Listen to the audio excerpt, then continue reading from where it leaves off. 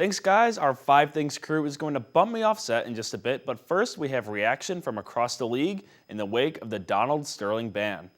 Much of the NBA is rejoicing over the fact that the NBA Commissioner Adam Silver banned the longtime Clippers owner from the league.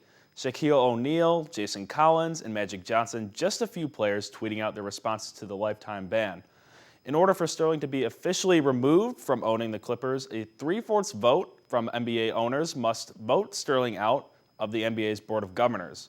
In his press conference earlier today, Commissioner Silver stated that he had the full support of the league's owner in his decision. Back in Iowa City, baseball is almost through with their season for the Hawkeyes, with under 10 games remaining in the regular season. Daily Iowan TV Sports' Jalen Socek explored the Black and Gold's chances to get back into the postseason. This season, Iowa hopes to make a trip to Omaha, but not quite for the College World Series just yet. In under just a month, the Big Ten tournament will be taking place in the Cornhusker State for the first time since Nebraska joined the Big Ten Conference. And another first, they'll be evening things out with 8 teams invited instead of only 7.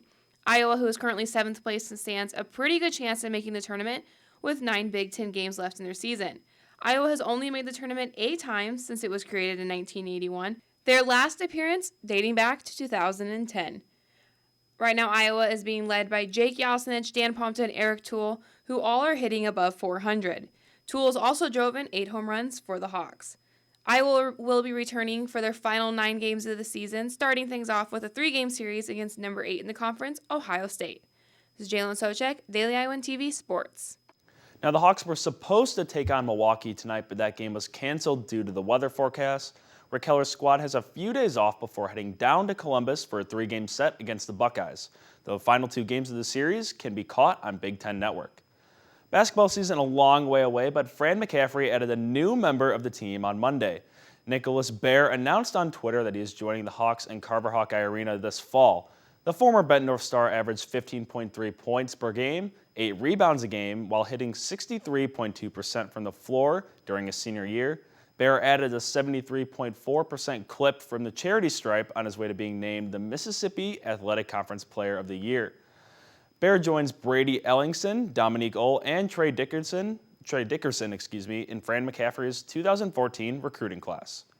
It's finally time for the 5 Things crew to kick me off set. What do we have to learn from this past weekend's Drake Relays, girls? Welcome to 5 Things. This past weekend, a number of Hawkeyes were sent to the most renowned track and field meet in Iowa. It really is one of the bigger meets in the country, so not too surprising if even Olympians show up. Lolo Jones was in attendance this year. And if you can be a champion at the Drake Relays and bring home that white flag, you're in pretty good shape for the season. Tonight, we're going to give you the top 5 spots the Hawkeyes took at the relays, and we're going to start with the sprint medley relays. The men's team made up of James Harrington, Aaron Mallett, Brennan Davey, and Will Teeble, clocking in at 3:20.08 to finish 5th. At our number 4 spot, we have the women's who finished 4th with a time of 3:51.18. Brittany Brown, Lake Quaza, Alexis Guster, and Mani Watts now hold the second fastest time in school history. The men's 400-meter relay team got their second best time of the season, clocking in at 39.99.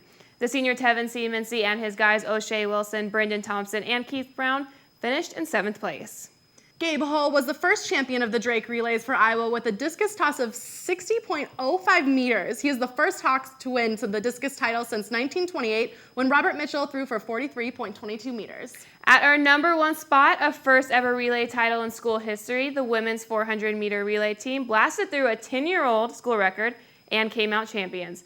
Lake Quaza, Alexis Guster, Alexis Hernandez, and Brittany Brown beat out Ohio State at a photo finish with a time of 44.63. All I can say is it sounds like there's going to be a lot to look forward to this season, especially that young 4x1. I'd have to agree with you, Taylor. They'll have a bright and fast future, and that's all we'll have time for tonight. But make sure you're back with us next week for 5 more things. Back to you guys at the desk.